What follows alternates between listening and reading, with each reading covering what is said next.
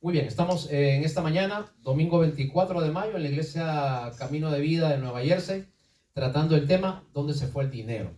Y como nosotros vemos aquí, vemos a una persona que está con los bolsillos vacíos, ¿no? Con cara de... Y la pregunta es, ¿dónde se fue la plata? ¿Dónde se fue el dinero?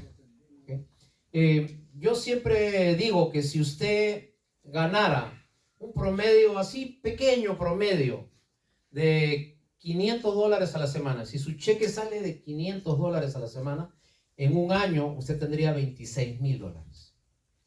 En 10 años usted ha recibido, ha pasado por su mano $260,000, $250,000. Mira, si usted siguiera ganando los mismos $500 semanales, en 20 años usted recibiría más de $500,000. Y la pregunta sigue siendo, ¿dónde se fue el dinero?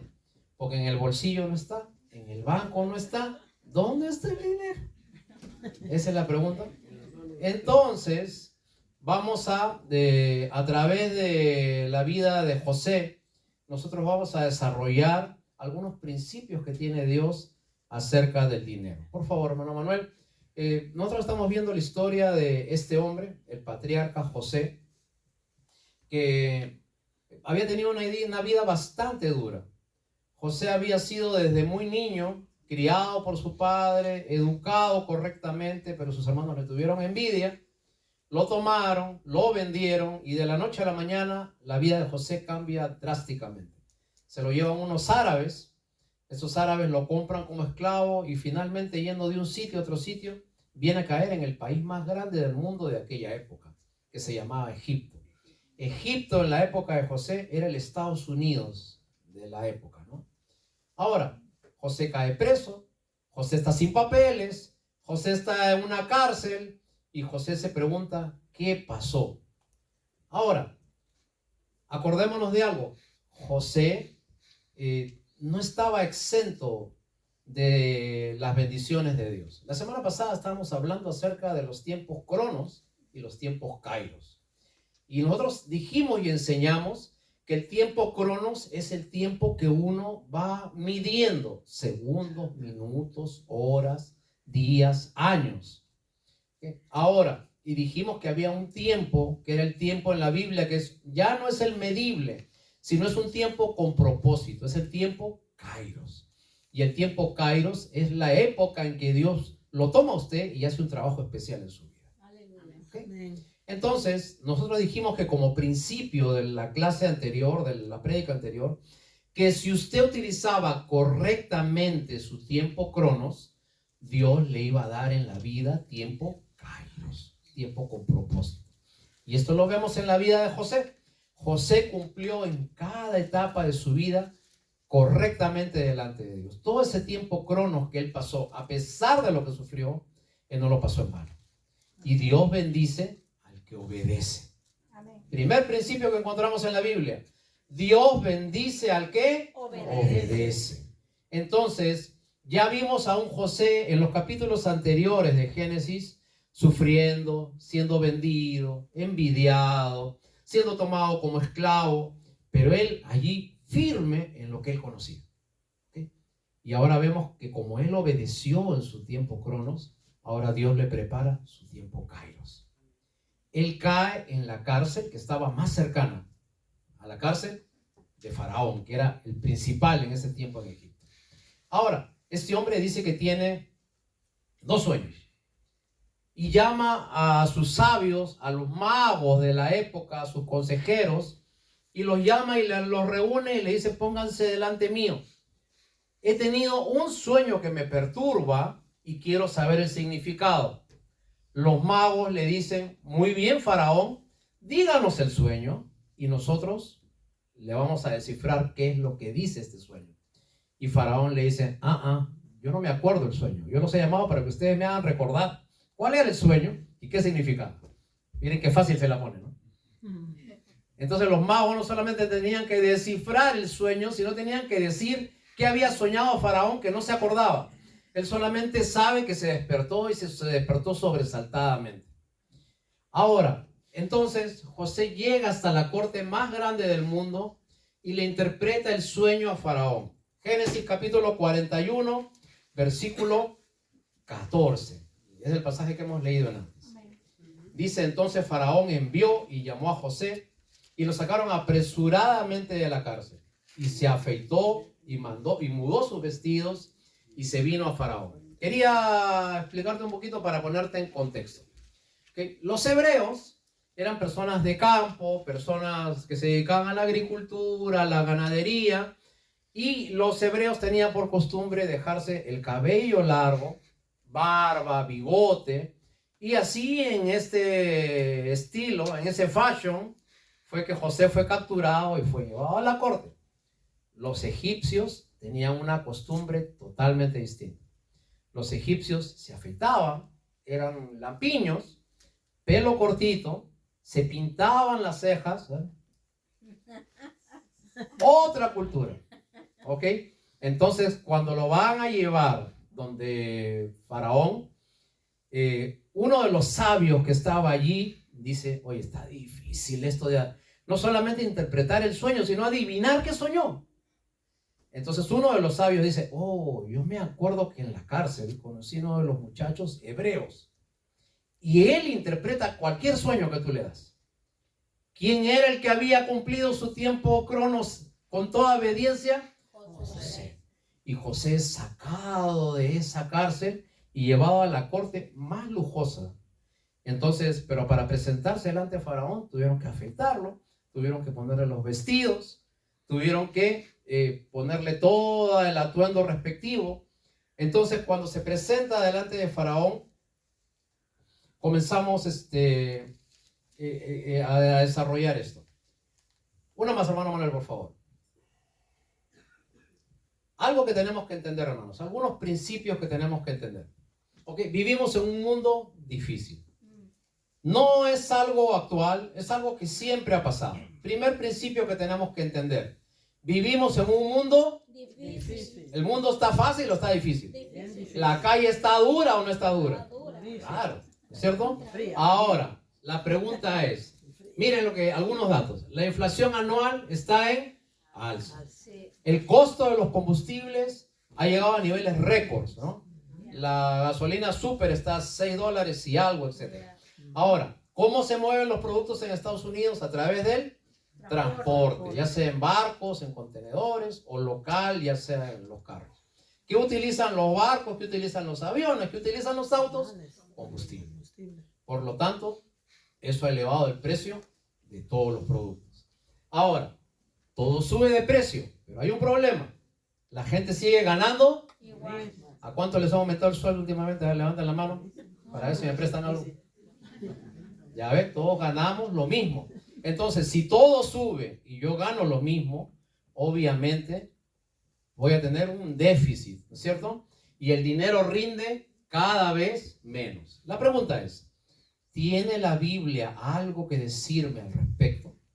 ¿Hay alguna respuesta en la palabra de Dios? Y vamos a ver algunos principios en base a lo que la palabra dice acerca del dinero, tomando como base la historia de José. Lo primero que queremos decir, hermanos, es que en la comunidad cristiana muchas veces se ha demonizado el dinero, que no, que el dinero, que lo material, que no, que eso, solamente lo espiritual tenemos que preocuparnos.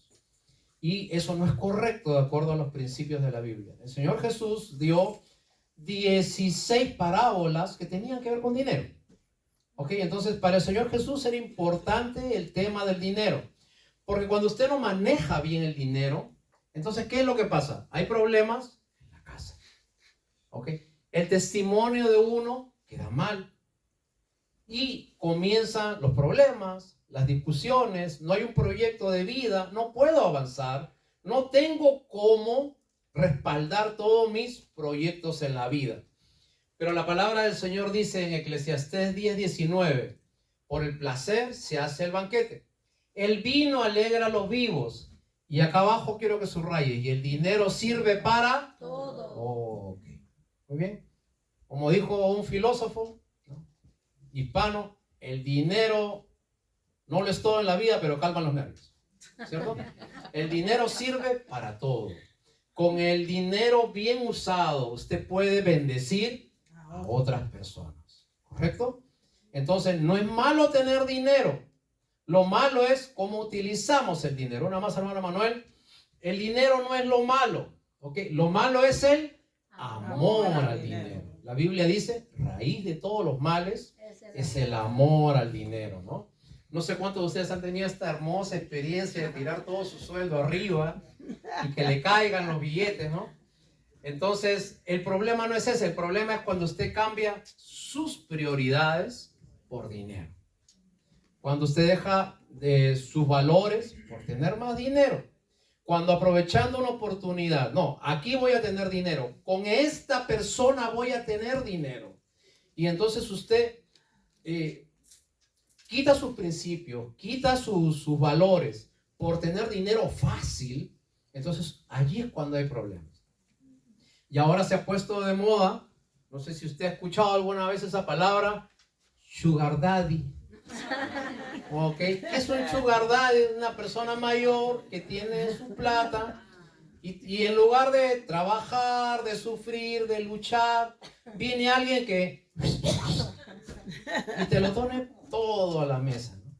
¿Qué es lo que tengo que hacer a cambio? Usted ya sabe que tiene que hacer. ¿Ok? Ahora, con la cultura que se ha extendido en la liberación femenina, ahora hay sugar mami, ¿cierto? Ahora, el mundo, la calle, la moda, y ahora le ponen hasta nombres bien bonitos, ¿no? Yo he escuchado que te presento a mi colágeno. ¿Ha escuchado usted, no? Porque colágeno es lo que supuestamente nos inyecta juventud, ¿no? Mira mi colágeno, ¿no? Entonces, pero cuando usted coge, ¿no es cierto?, la vida fácil, el dinero fácil, y rompe principios, y entrega sus valores, su tiempo, su cuerpo, su vida, a cambio de dinero, entonces en ese momento usted está rompiendo los principios de la fe. ¿Ok? El problema no es el dinero, el problema es hacer cualquier cosa por amor al dinero. ¿Ok? Cuando usted hace cualquier cosa por dinero, luego el dinero hará cualquier cosa con usted. Te repito, cuando usted hace cualquier cosa por dinero, luego el dinero hará cualquier cosa con usted. Y el pasaje de ahí, de 1 de Timoteo 6:6 dice, raíz de todos los males es el amor al dinero, ¿no? Pero también dice, pero gran ganancia es la piedad acompañada de contentamiento, porque nada hemos traído a este mundo y sin duda nada podremos llevar. Y hermanos, subraye nuevamente esta palabra, contentamiento. Hay mucha gente que nunca está satisfecha con lo que tiene. Siempre está mirando qué tiene el vecino, a dónde viajó el vecino, qué auto se cambió el vecino, por qué la familia va de viaje, yo no voy de viaje, por qué la familia usa esto y yo no lo uso. ¿Y sabes qué cosa crea eso? Descontento en la vida. Me gustaría decirte algo, o sea, quizá la pregunta más principal acerca del dinero, ¿para qué quieres dinero? O sea, si tuvieras todo el dinero del mundo, ¿qué es lo que quieres sacar con el dinero? ¿A dónde quieres llegar? Si tuvieras toda la posibilidad de tener todo el dinero del mundo, para que lo gastes ilimitadamente, ¿ok? De repente tú dices, en mi cuenta tengo 200 millones de dólares, pongo una cantidad. ¿Ahora qué hago? Porque voy a esa iglesia chiquita, no vamos a una iglesia. ¿Qué hago con mi carro? Me cambio de carro. ¿Qué hago con este feo? Me cambio de esposo. Y así comienzas a cambiar todo porque ahora tienes dinero. ¿Ok? Entonces, hermanos, el cristiano es más probado. Escúchame lo que te voy a decir. El cristiano es más probado en la abundancia que en la pobreza. ¿Ok? Porque allí es donde sale tu verdadero yo. ¿Ok? Tu contentamiento, querido hermano, debe ser tener en el corazón a Cristo Jesús. El apóstol Pablo, estando en la cárcel, en la epístola a los Colosenses, él decía, yo estoy completo en Cristo.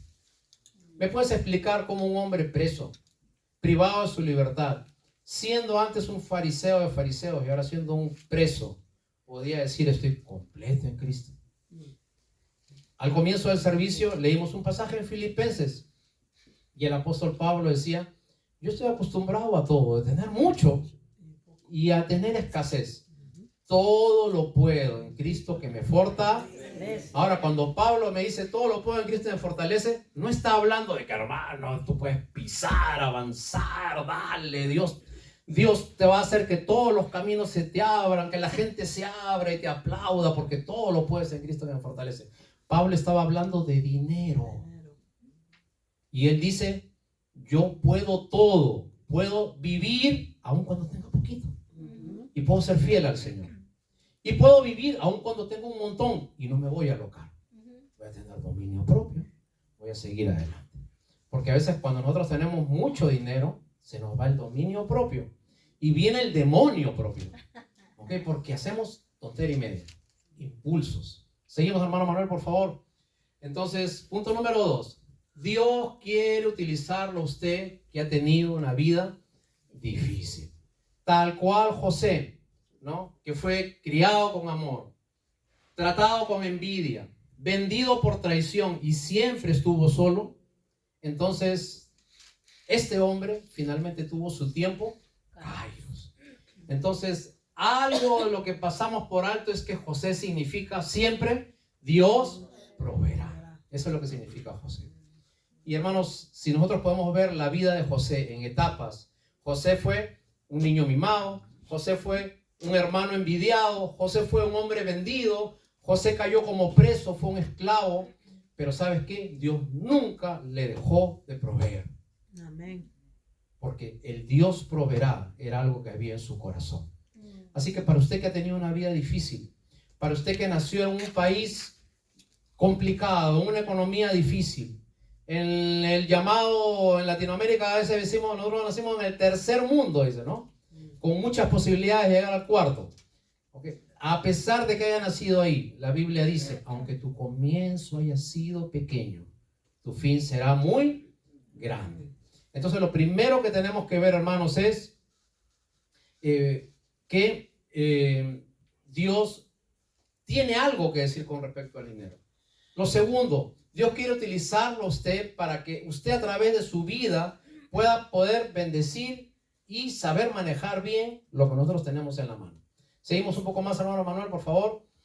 Nosotros vemos de que José le interpreta el sueño a Faraón. ¿Qué es lo que le dice?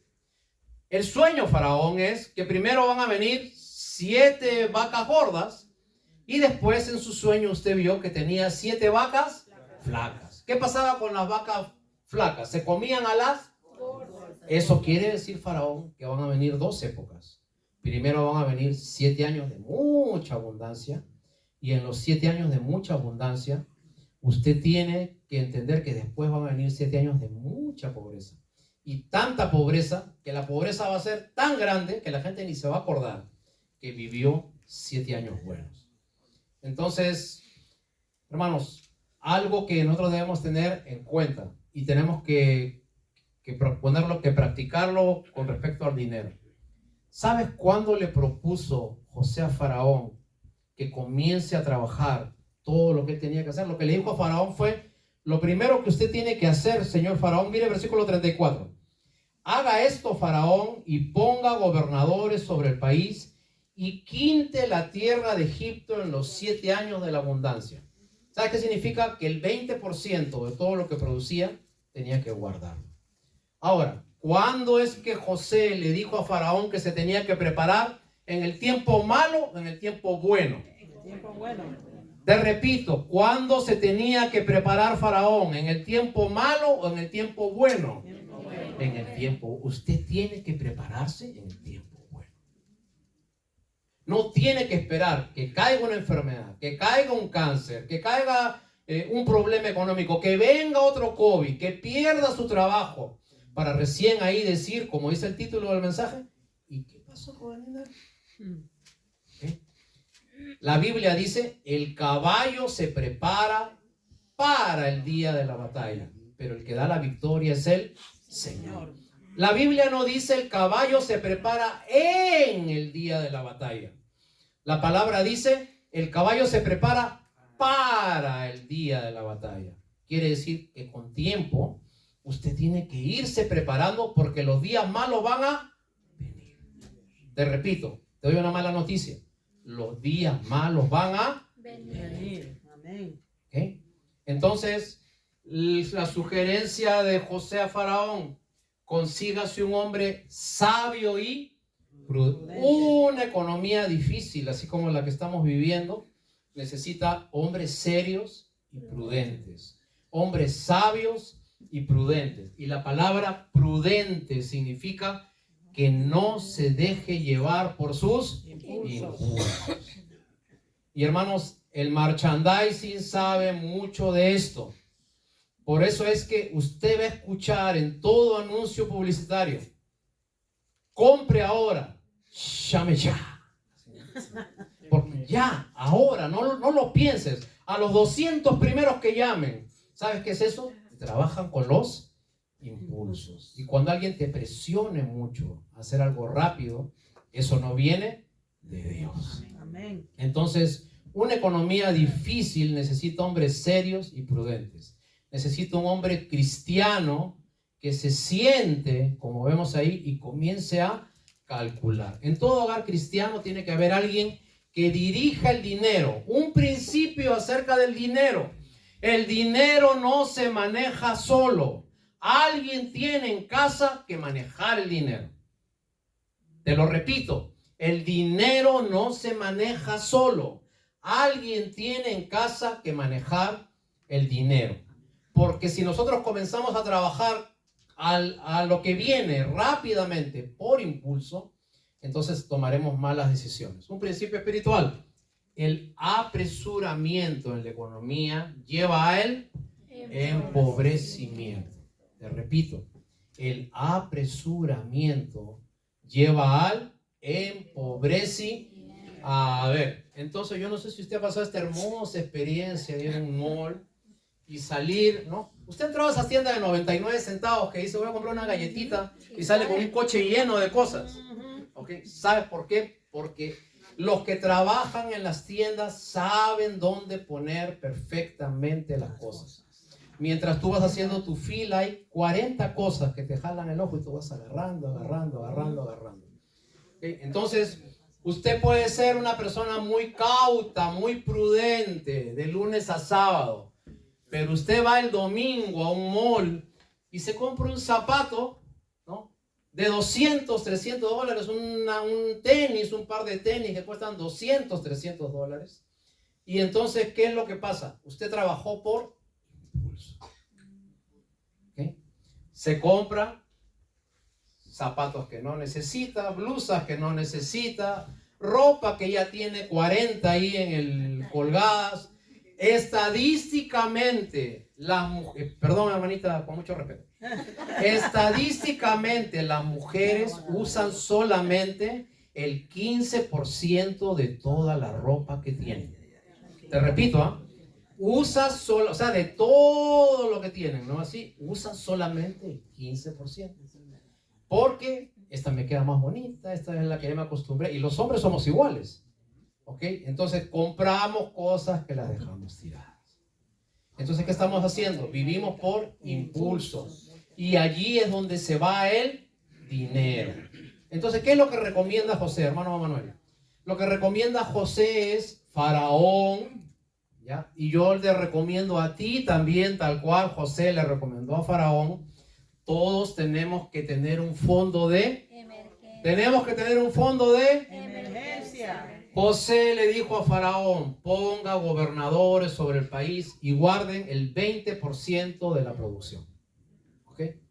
Quiere decir que usted tiene que guardar dinero, porque el tiempo malo va a venir. El tiempo malo va a venir. Y el dinero se guarda en el tiempo bueno. Se prepara todo en el tiempo bueno. Ok.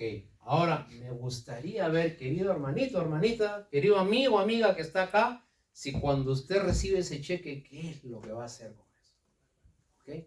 Va a comenzar a ver las aplicaciones de una compañía, no voy a decir nombres, de una aplicación, de otra aplicación, de aquí, de allá, y comienza usted, ¿no? Acá le llaman scroll, ¿no? Que usted va pasando, Cuando usted ve a alguien en la calle que está así es porque se le quedó el tic. O sea, de tanto que va pasando todos los días pasando. Entonces, pero ¿cuál es la recomendación de José? Hermano Manuel, por favor. Usted tiene que tener un fondo de emergencia. ¿Qué es un fondo de emergencia? Un fondo de emergencia es una cantidad de dinero que usted tiene que guardar por si se queda sin trabajo, por si tiene un accidente, por si viene otro COVID y de nuevo nos tienen que encerrar, por si Dios no quiera, un familiar, un hijo, una madre, usted mismo le dan una mala noticia de salud y a veces tiene que hacerse exámenes. Yo tengo seguro, me cubren, pero hay seguros que no cubren el 100%. Hay seguros que cubren 70%, 80%. Y entonces usted tiene que poner la diferencia, el 20%, el 15%.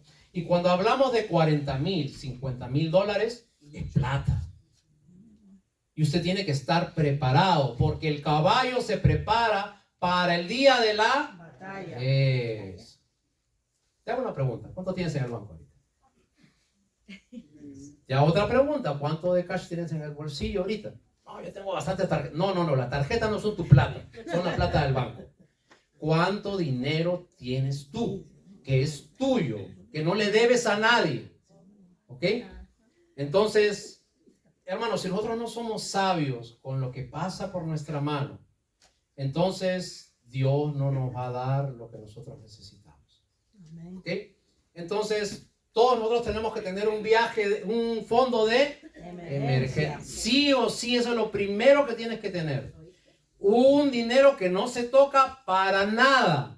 Esa plata es por si vienen emergencias. ¿Ok? Hace poquito, me imagino que muchos de acá han recibido lo que en Estados Unidos se conoce como el famoso income tax, ¿no? Y han recibido que 5,000, que 6,000, que 8,000, lo que le tocó. Y Dios te bendiga con esa plata. ¿Ok? Algunos tenemos que pagar, pero bueno, esa es otra cosa. La pregunta es, ¿qué hicimos con ese dinero? ¿Ok? Ahora, de repente usted me dice, pero pastor, todo el año yo sufro y ahora que lo tengo quiero viajar, quiero comer. Haga lo que quiera, pero usted tiene que tener primero su fondo de emergencia. Primero haga su fondo de emergencia y con lo que le queda, haga lo que usted quiere y necesita. ¿Ok? ¿Me dejo entender? Amén. Una más, hermano Manuel, por favor. El fondo de emergencia es lo primero y lo prioritario. El principio espiritual se planifica en el tiempo bueno y no en el tiempo malo. Tenemos que ser realistas. Habrán tiempos de abundancia y habrán tiempos de escasez. Nuestros abuelos, bisabuelos utilizaban el famoso chanchito. ¿Se acuerdan? El chanchito iban guardando.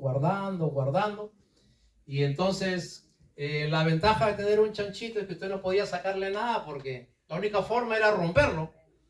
Ahí uno evidenciaba que uno estaba sacando lo que había guardado. ¿Correcto? Entonces, ahora busque usted su chanchito moderno. No sé de qué forma lo hará, pero el principio es guarde, ahorre. La Biblia dice en el libro de Proverbios, vea la hormiga que sin tener jefe ni capitán, guarda en el tiempo de verano para que en el tiempo de invierno no le falte. Y si un insecto tan pequeñito como la hormiga tiene esa sabiduría, nosotros, ¿por qué no, hermanos? ¿Y saben por qué nosotros no? Porque nos dejamos gobernar por nuestros impulsos. ¿Okay? Y eso es lo que la Biblia llama muchas veces el yo. Y usted tiene que decirle a su yo algunas veces, no cachetees en el espejo, lo que quiera, ¿okay? Pero contrólese, ¿okay? Agarre a su... Siento un pálpito de comprarme eso. Bueno, si sientes un pálpito, anda al doctor, tómate un electrocardiograma, pero cálmate, ¿ok? Así, quieto, loco, quieto. Como el caballo que se... Calme a ese que tiene encerrado ahí. Seguimos una más. Hay un pasaje en el libro de Eclesiastés, capítulo 10, versículo 19. Un pasaje poderosísimo, hermanos, en la palabra del Señor. Dice así: atrapen a las zorras pequeñas, porque las zorras pequeñas son quienes arruinan tus viñedos. Si no me entendiste muy bien lo que te quiero decir, te lo voy a hacer fácil.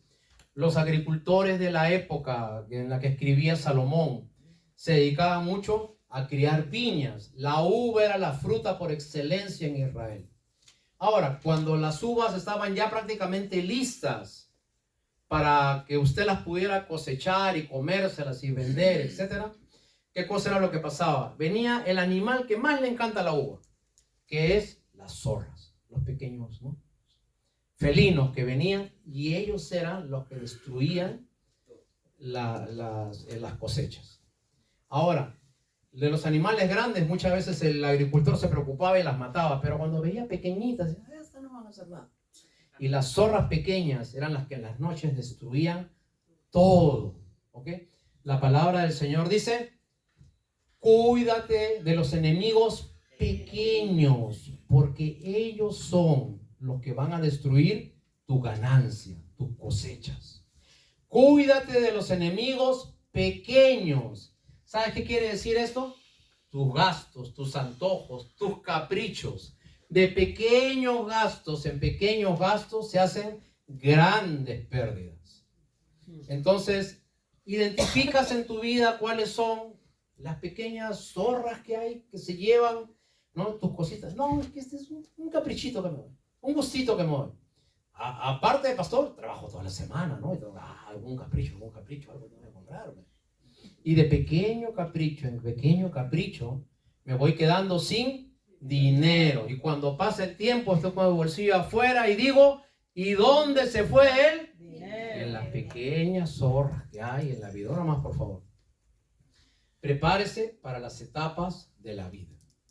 Usted está en la escuela, usted es un jovencito aquí. La universidad traerá gastos.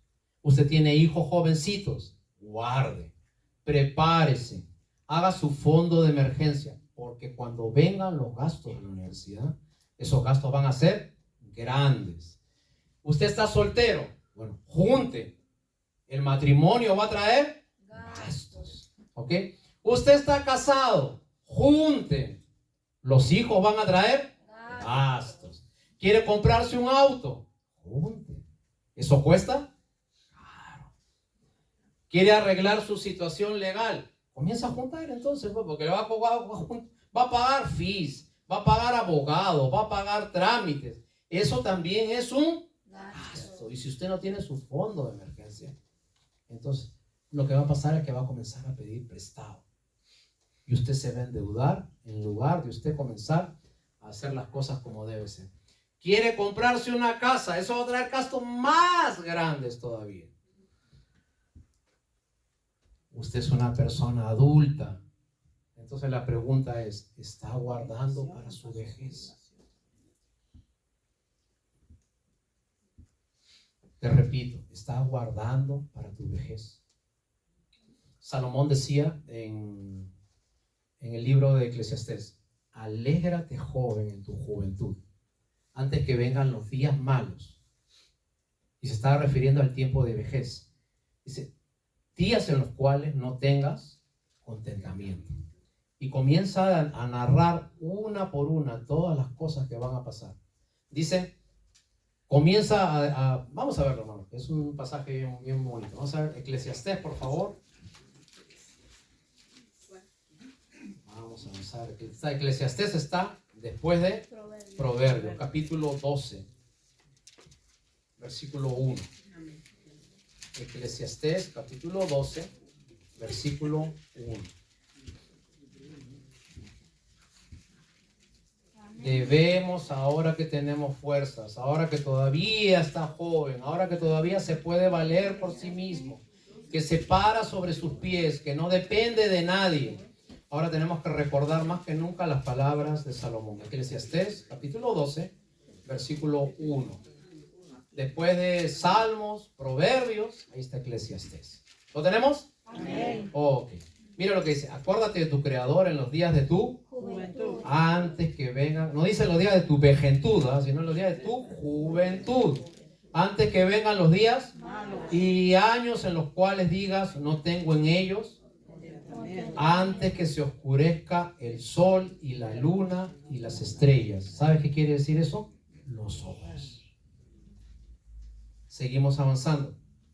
Versículo 3. Cuando temblarán los guardas de la casa, los hombros. Cuando se encorvarán los hombres fuertes, la espalda. Cuando cesarán las muelas, porque han disminuido. Obviamente es la boca.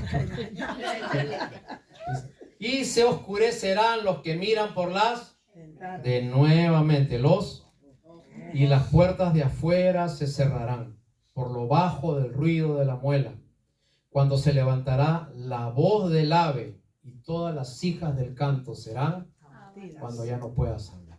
Estos son los días malos que a todo el mundo le van a llegar, sean cristianos, no sean cristianos. Es una ley natural de la vida. Ahora, la pregunta es, ¿usted se está preparando para esos tiempos o no se está preparando para esos tiempos? ¿Okay? Porque los tiempos malos vendrán. Seguimos, hermano Manuel, por favor. 6. Las consecuencias de las cosas buenas y las cosas malas vendrán. Hermano, finalmente vemos la historia de Génesis 41. ¿Pasó lo que dijo José o no? Sí. Ahora, dice que todos los pueblos de la tierra tenían escasez y todos tenían que ir a comprar ¿a dónde? A Egipto, porque el pueblo de Egipto era el único que había guardado en el tiempo bueno. ¿Se entiende el principio? Usted guarda en el tiempo bueno y el tiempo malo no le afectará tanto. Ahora, las consecuencias de todo esto vienen. Un hombre fiel que sufre de su vida de muchacho en su país y va hasta el país más grande, al Estados Unidos de esa época. Allí Dios lo toma y le da un tiempo kairos. José llega a ser el segundo de Faraón, gobernador de toda la tierra de Egipto. Nunca antes una persona no egipcia, un extranjero, había tenido tan alto cargo. Faraón le dice a José: tú puedes hacer todo lo que quieras en Egipto menos tocar a mi esposa. Haz lo que tú quieras. Ok, todo lo pongo en tu mano. ¿Sabes por qué? Porque José se ganó el ser un hombre de confianza. Y un cristiano tiene que aprender a ganarse la confianza de su jefe, de su familia, de aquellos con quienes está en su entorno. Eso es el cristiano, el hombre prudente y sabio que sabe ahorrar en el tiempo bueno para que cuando llegue el tiempo malo todo esté cubierto. Y cuando tú haces eso, Dios transforma tu alma y tu mente. Dice la Biblia que el tiempo siguió pasando y José tuvo 2 hijos. Génesis 41:51 dice: y llamó José el nombre de su hijo mayor Manasés, porque dijo: Dios me hizo olvidar todo mi trabajo y toda la casa de mi padre. Y al segundo hijo lo llamó Efraín. Muy importante en la Biblia. Primero tienes que olvidar para que después puedas multiplicar. Manasés significaba yo olvido, yo decido olvidar. Y Efraín significa ahora doy fruto. Si usted tiene resentimientos en su corazón, nunca va a florecer. Si usted tiene algo guardado contra alguien en su vida, cuando usted está molesto con el pasado que tuvo, con la familia que tuvo, con el papá que tuvo, con la mamá que tuvo, con el país en donde nació, entonces Dios nunca le va a enseñar cómo multiplicar en la vida. Y usted no multiplica para tener, usted multiplica para bendecir. Todos iban a Egipto y Faraón a través de José podía bendecir a otros países que no tenían dinero. Y todos decían: el único que tiene es Egipto. ¿Por qué? Porque Dios es el que bendice y Dios es el que levanta. Te hago una pregunta. Quizás usted viene a una iglesia durante mucho tiempo y quizás hay un rencor en su corazón que usted no ha sabido perdonar. Quizás alguien hizo algo malo contra usted y abusó de usted físicamente, mentalmente, no lo crió como debió ser, puede haber tenido un padre o una madre ausente y eso hace que usted ande con una pequeña mochila en su corazón que es invisible, que nadie la ve, pero que eso no le permite comenzar a dar fruto. Dios te está pidiendo hoy día que no importa de dónde viniste, que no importa qué te hicieron, sueltes esa pequeña mochila. Esa mochila que se llama rencor, esa mochila que se llama resentimiento. Y cuando usted perdona, usted libera un preso. Y ese preso es usted. Porque usted estuvo preso en ese dolor, en ese sentimiento. Primero, antes de multiplicar, usted tiene que comenzar a olvidar. Seguimos una más, por favor, hermano Manuel. La Biblia dice, la bendición del Señor trae riquezas y no vienen acompañadas de tristezas. En la versión Reina Valera dice, la bendición de Jehová es la que enriquece y no añade tristeza con ella. No se trata de hacer dinero. Algunas iglesias durante muchos años, en la década pasada, estuvieron muy empeñadas en decir que el propósito de Dios para tu vida es que tú seas rico, que tú seas próspero. Pero te ponían una condición. Da en la iglesia 1,000 y Dios te va a dar 5,000. Da en la iglesia 500 y Dios te va a dar 2,500. Entonces, la bendición de Dios no es material. Hemos estudiado en el libro de Efesios que dice, bendito sea el Dios y Padre de nuestro Señor Jesucristo, que nos bendijo con toda bendición espiritual en Cristo. ¿Okay? Y nuestra riqueza es tener a Cristo en el corazón. Te hago una pregunta. Yo no sé cuál sea tu condición, cómo sea tu estrato social. En algunos países lo califican, ¿no? Estrato A, B, C, D, etcétera, ¿no? Yo no lo sé. Te pregunto, si por algún capricho de la vida te quedaras sin dinero y tu economía se viniera abajo para lo que no depende de ti, ¿seguirías adorando a Dios o no seguirías adorando a Dios? Amén. En la Biblia hay una historia de un hombre que se llamaba Job, que era muy próspero y seguía a Dios. De un momento a otro se quedó sin nada. ¿Sabes lo que dijo Job? Job dijo, a mí no me importa lo que tenga o no tenga. Dios me dio y ahora Dios me quitó. Que sea el nombre del Señor bendito. Amén. Porque su riqueza era tener a Dios en el corazón. Una más, hermano Manuel. Hay muchos José en la vida que han sido despojados, rechazados, olvidados, y otros pensaron que no hay propósito en él. Pero cuando Dios pone una marca en el corazón de esa persona, entonces nada va a hacer que Dios pueda quitarte las cosas que Él tiene planeadas para ti. Amén. Y la palabra José, interesante, significa aquel a que el Dios aumenta, el que Dios bendice. Amén. Y ese es nuestro Señor. Que no solamente nos dio la mayor bendición y riqueza espiritual, que es tener a Jesucristo en el corazón, sino que también, aparte de eso, nos provee, nos bendice y nos da todo lo que necesitamos. La palabra del Señor dice, echen toda vuestra ansiedad sobre Él, porque Él tiene cuidado de vosotros. Buscad primeramente el reino de Dios y todas las demás cosas serán añadidas. Vendrán por añadidura. Una más, usted es probado, hermano, en la abundancia. Este país muchas veces nos deslumbra, nos engaña, y como tenemos fácilmente dinero, entonces nosotros cambiamos. La palabra del Señor dice en 1 Timoteo 6:9, los que quieren enriquecerse caen en tentación y se vuelven esclavos de sus muchos deseos. Estos afanes dañinos hunden a la gente en la ruina y en la destrucción. ¿Hay una más, hermano? La última, creo. Entonces, te vuelvo a hacer la pregunta del comienzo. Querido hermano, después de todo lo que tú has visto, ¿dónde se fue el dinero? Y sin importar si administraste bien o administraste mal, sin importar si no seguiste ninguno de estos principios, hoy día yo te quiero lanzar una pequeña semilla a tu corazón. Si no tienes a Jesús en tu corazón, a Dios en tu corazón, siempre tu Dios va a ser tus impulsos. Siempre tu Dios va a ser tus instintos. Nunca vas a estar contento con lo que tienes. Nunca vas a estar cómodo con las cosas que Dios te da.